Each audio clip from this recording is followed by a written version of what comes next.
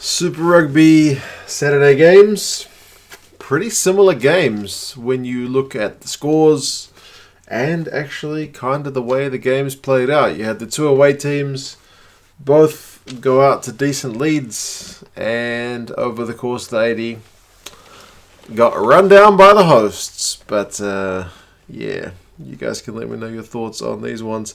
The first game, it was my Blues down there in Christchurch, which is a notoriously hard place to go and get a win. And so it proved for the Blues in this one in Super Rugby Aotearoa. It finished 26 points to 15, so by that it would seem to be a fairly comfortable win for the Crusaders. By no means a hiding, but yeah, still pretty comfortable. I should say the crowd looked fantastic on the TV. They even had the horses out. I don't think they did the horses anymore. They did the horses out before the game. And just, yeah, the atmosphere seemed to be really pumping. You could really hear the crowd in this game, which is just fantastic to see. This one was a really good ad for Super Rugby in general. There was a bit of back and forth early, but you'd probably say the Blues had the better of the first kind of 15 or so minutes. The Crusaders were making uncharacteristic mistakes. I think they had... they threw one pass which was intercepted. It wasn't like a line break intercept, but at least they coughed up the ball. They had a kick out on the full. They had lineouts not straight. It was just a bit bizarre. It's not kind of what you're used to seeing from the Crusaders. A bit of a slow start from the Crusaders. The Blues early, I guess, with a sharper team. They had a 5-metre scrum. Satutu goes off the back of it. Looks to have maybe scored, but TMO has a look.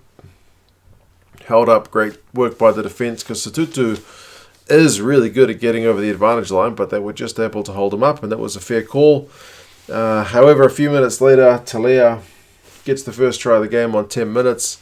Again, it's still from that same passage of play, and the Blues just spin the ball wide. He's able to go over on the right wing, and Aotearoa kicks one heck of a conversion. It just has the legs, it just has the distance.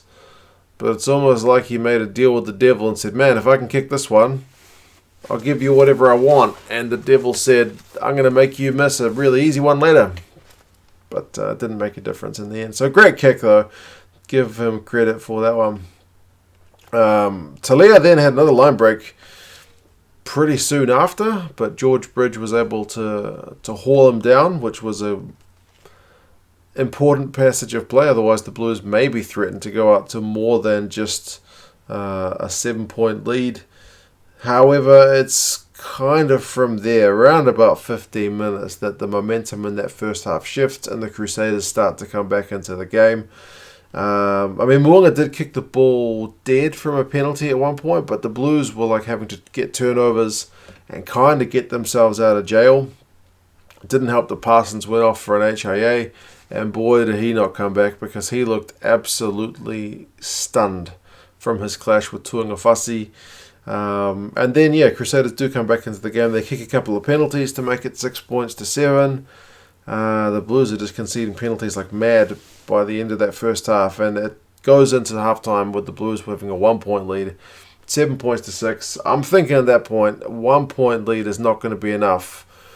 With that earlier passage of play, they probably needed to at least get one more try to maybe be in giving me hope territory. But either way, halftime stats were run meters 140 to 109 to the Blues, but the Crusaders had 61% possession, 62% territory. The main thing, I guess, that was impressive from the Blues was the defence. They were tackling at 93%, which is like test match rugby level. So really encouraging, whereas the Crusaders were at 80%, which is maybe about standard for Super Rugby, and you'd think the Crusaders are generally at a higher level than that. Penalties conceded, though, was 8 by the Blues, 3 by the Crusaders, so that was getting pretty costly. Knock-ons for the Crusaders was 3 to the Blues, 1. So, yeah, it was interesting that different things were going right for the different teams. Second half, the Blues kick a penalty after going through a bunch of phases. Another opportunity where maybe they could have scored a try, but they go back for a penalty and they kick it, so it's 10 points to 6. However, it's like 2 minutes later and the Crusaders get one of their own. So it's another one of those ones where like, if you're going to beat the Crusaders down in Christchurch, you need to get stuff spot on. And once you've just kicked the penalty, you need to have a good passage of play where you don't concede any points. But they pretty much surrendered points straight away. So, yeah, it was back to a point, 10 points to 9. Plummer has a long shot at goal. He shanks it, nowhere near it. But I guess that was the mindset to really try and keep in front of the Crusaders. But then this man, Rieko Ioane, on 55 minutes, he gets a try after the Blues take a quick tap penalty. I think it was Akira that took the tap. And the Crusaders guys weren't back 10, so they had advantage anyway. The Blues spin it. And Rieko powers through a gap. There's about 3 guys who try and tackle them. And he manages to... None of them really had him one-on-one. But each of them, you'd think between the 3 of them maybe could have done a bit better. But he's a hard man to stop, and so it proves. So he goes over for a try. And at 15 points to 9, I say 15. It's pretty much right under the sticks almost. But Braden Ennor manages to charge down Aotearoa Black's very simple conversion, man. You got to be mucking around if you're letting get charged down from that position. I know you've got your process when you kick over, but when it's that straight, just bloody get it done, man. Again, it doesn't make a difference. But it's partly a mindset thing, man. You've just gifted them 2 points back that you could have had in the bag. And the Crusaders would go on to turn the screws from there. They had a quick kickoff. Mo'unga regathers it. It was a brilliant bit of play.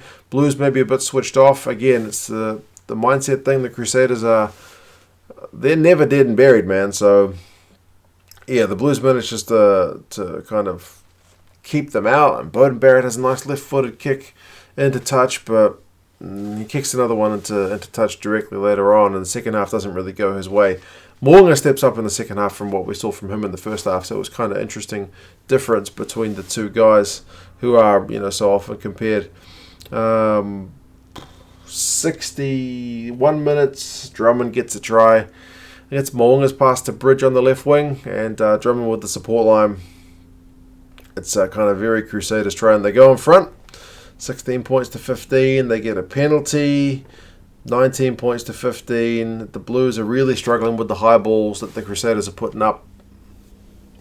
Don't know why. It didn't seem like that difficult, but it's just one of those things. If you can't take them, then you're going to be in trouble. 70 minutes, the Crusaders get a 5-metre line out on the Blues line. Interestingly, the Blues competed at the line out, which was good because you think you may be getting a set for a maul, but they knock the ball on when they're doing that. The Crusaders go for a drop goal, it gets charged down, and then 5 minutes later, Will Jordan goes over for a try. It's always that guy. He was bound to score a try when he came on. They had gone about 10 phases, and it was a really well-deserved try. A real well-worked move. 26-15, that's the way it finished. Good game. Blues in front for a while. I said it during the live stream, you can compete with the Crusaders for large periods, but it's 80 minutes that you've got to compete, and I guess the Blues forwards were getting a bit tired, errors crept in, and you can't afford many against the Crusaders. Things like getting kicks charged down, which are simple, kicking the ball out on the full, knocking the ball on, just that kind of stuff. You don't get much leeway. Final stats. Crusaders had 60% possession, 61% territory, so pretty similar to the first half. The run meters, the Crusaders took the lead there after being behind in the first half, 246 to 210. The Blues tackling percentage dipped to 87, but that's still pretty good. They had to make 139. The Crusaders stayed at 80%, which they won't be happy with, but they only had to make 82, so not quite half, but a lot fewer tackles than the Blues guys had to make. So you can do that for 60. It's just kind of hard to do it for 80. So penalties conceded 7 to 10. That's with the Blues having 10. So the Blues only conceded 2 in that second stanza, but damage was kind of done. Mo'unga was dangerous, especially second half. 8 defenders beaten. He had 66 run meters. Tu'ungafasi made 14 out of 15 tackles, which is a solid effort from him. Good game, man. Even as a Blues guy who's just had a heartbreaking loss, good effort from the boys to go down there to Christchurch and compete for as well as they did, as long as they did. But kind of a familiar and perhaps expected result, and that the Crusaders are just continuing to be a bloody good team. Good on you, Crusaders fans, who got out there to watch the game. It was really good on TV to see you guys getting into it, and we could hear you as well. It was really, really phenomenal stuff. The next game, I probably don't have quite as much to say. The Waratahs against the Force. Similar result as I said in the kind of intro. 23 points to 14. The Force at one point were 14-0 up. And the Waratahs just went on a 23-point scoring run, especially in that second half. And managed to take the point. So the Force will be pretty disappointed. I guess Rob Penny will take some satisfaction in the fact that the guys got the second half game plan right if it wasn't working in the first half. So the changes worked, but they'll be disappointed in that first half itself. But I guess in terms of the game, it did make things a bit entertaining. The Force got the first points of the game. I mean, the Waratahs had the ball earlier. It didn't look like they wanted to kick it at all. But the Force were the ones with the first points with a penalty to Pryor to make it 3-0. It was a bit messy. There were some knock-ons, some kind of missed line-outs, some breakdown penalties, and you're gonna get comparisons between the two games. This was obviously a higher level. The fact that these teams are in their first game and second game is probably a factor. Also, remember, prior to lockdown, these were two of the better teams in Super Rugby.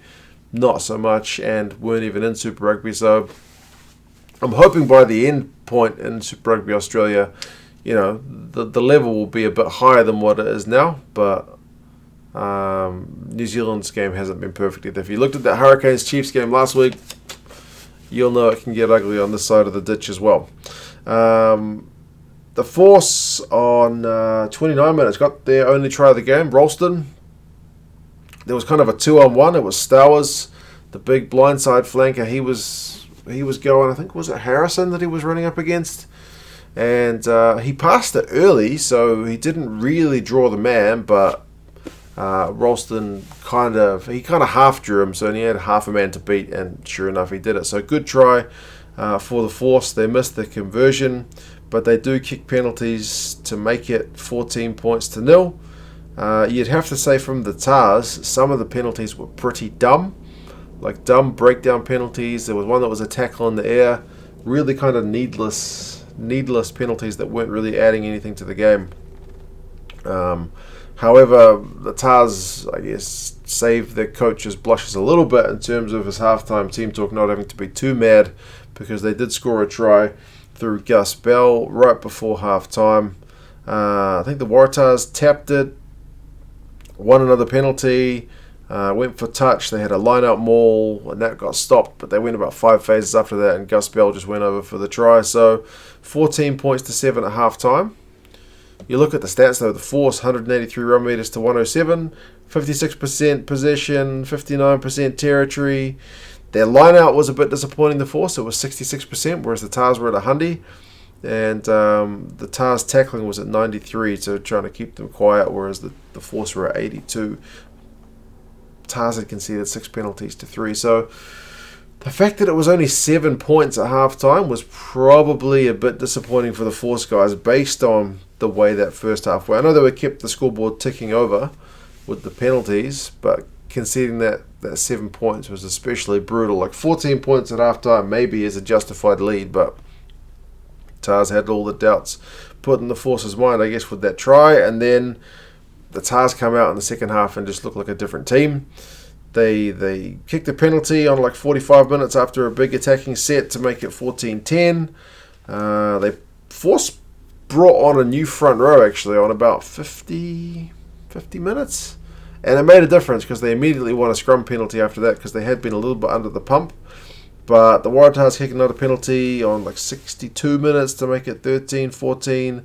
And then Stanley Forth gets a try on 62. Interestingly, that one might be a bit controversial because Carmichael Hunt kicks a 50-22 which is in direct build-up to that try, and it looked like the prior phase, the Waratahs guy had run it into the Force's half, and then at the ruck they passed it back in, which should make the 50-22 not a thing. That will be a talking point for the Force fans, I'm sure, because it looked pretty clearly into the Force's half, right? I know he set the ball back into the Tars half, but I don't think that matters. It's a new rule anyway, so yeah, they went about 5 phases after that. It's the only fourth win over for the try, so it was 23-14. Or was it? No, it was 21-14, and then they kicked a penalty. 2014. Got my maths all. My handwriting's terrible. Either way, the Tars kicked another 50-22. I think it was Carmichael Hunt again before full time, but they didn't get any points from that one. So yeah, it kind of just simmered along until full time. But yeah, the crowd was remarkably loud for a small crowd that it was. You know, they didn't have ticket sales for this one. It was only like balloted entry to TARS members, I think. So yeah, good on the people for being pretty vocal. They were pretty quiet in that first half, but got into it in the second. When you look at the second half stats, I mean, the TARS 354 run meters to 306, so they really came back. They ended up with 56% possession and 60% territory. Remember, they were behind in that first half. So second half stats, the Tars had 68% possession, 78% territory. They really, really just put the Force under the pump in that second half. The Tars lineout was good, 15 from 16, whereas the Force was 10 from 15, so a third of their lineouts going astray, which will be an area to work on. And the Tars tackling was 95%, which is remarkable. The Force were 87, which is still very good, but yeah. Tars made 116, Force 105. Hooper was busy, kept running the ball into contact, didn't make a single clean break or tackle bust, and yet still made 59 run meters. That gives you an indication of his work rate for the night. Ferris for the Force had 18 out of 20 tackles, which is quite the shift as well. Penalties conceded was 10 apiece, so pretty even overall. But yeah, good to see the Force back, even if it wasn't quite the fairy tale. They certainly gave the Australian rugby public a bit of a fright in that first half, especially Tars fans, I would imagine. But I guess good on the Tars for adapting their game and coming back in the second. So yeah, congratulations Tars and congratulations Crusaders. Good effort on the wins. Commiserations to my Blues and to the Force, but welcome back to Super Rugby, at least for now. And yeah. You guys let me know your thoughts on the games. I am going to head off to bed. We've got one game tomorrow, which is a Super Rugby Aotearoa game. But, yeah. Take care, guys, and I'll talk to you again soon. See you later.